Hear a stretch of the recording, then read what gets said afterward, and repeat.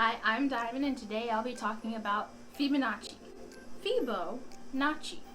Leonard Pigiano Fibonacci was born in Italy in the year 1170 to a man named Guillermo.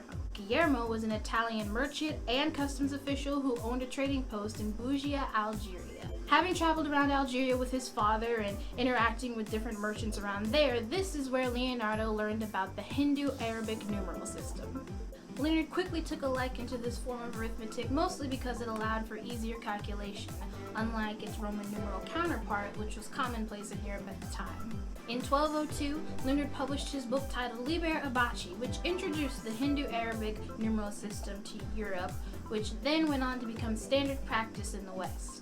Leonard Pigiano Fibonacci spent most of his professional life as a mathematician, and because of his contributions to the world of arithmetic, he is now one of the most renowned number theorists of the Middle Ages and is most associated with his development of the Fibonacci sequence. When you Google Fibonacci, several pictures of these little swirly things come up. But what are they? Like, what do they mean?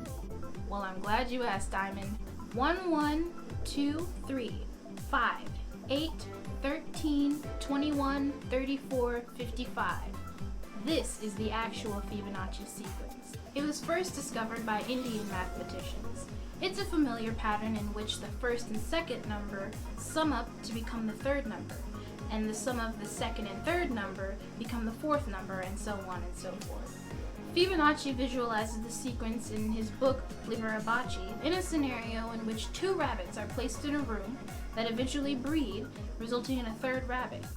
Those 3 rabbits breed, produce 2 more rabbits, which makes 5 rabbits altogether, and so on and so forth. So you get the picture. But the Fibonacci sequence stretches far beyond just incestual rabbits. Almost every facet of nature uses the sequence as a blueprint for its many forms. If you have an apple, cut it in half. If you cut an apple in half, you'll notice that it has 5 segments. If you slice a banana, you'll notice that it has 3 segments, which is also a number in the sequence. All flower varieties yield a number of 3, 5, 8, 13, 21, 34 petals. Rows of seeds in sunflowers and pine cones always add up to become Fibonacci numbers. But why do they do this, you may be thinking? Well, turns out this is just the most efficient way to pack as many seeds as possible into a small space. But wait! There's more! In addition to the numbers themselves, the ratio between the numbers is also a naturally consistent occurrence. The ratio works like this. You might want to grab a calculator for this one. Divide any number in the sequence by its previous number. Take 55 and 34, for example. The quotient will always be approximately 1.618. It was called phi by the Greeks, who discovered it long before Fibonacci did.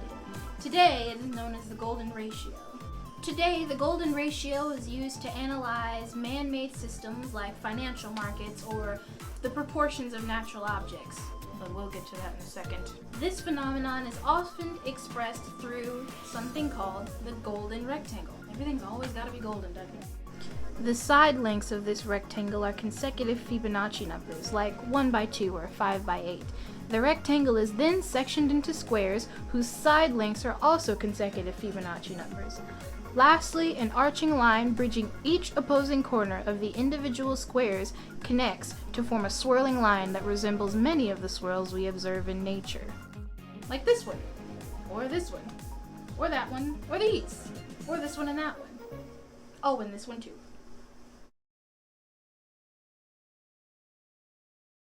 Things come up.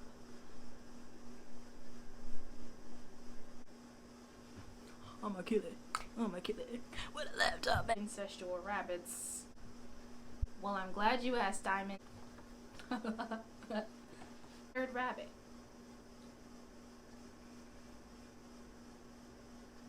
Those 3 rabbits breed. With a laptop, I'ma kill it.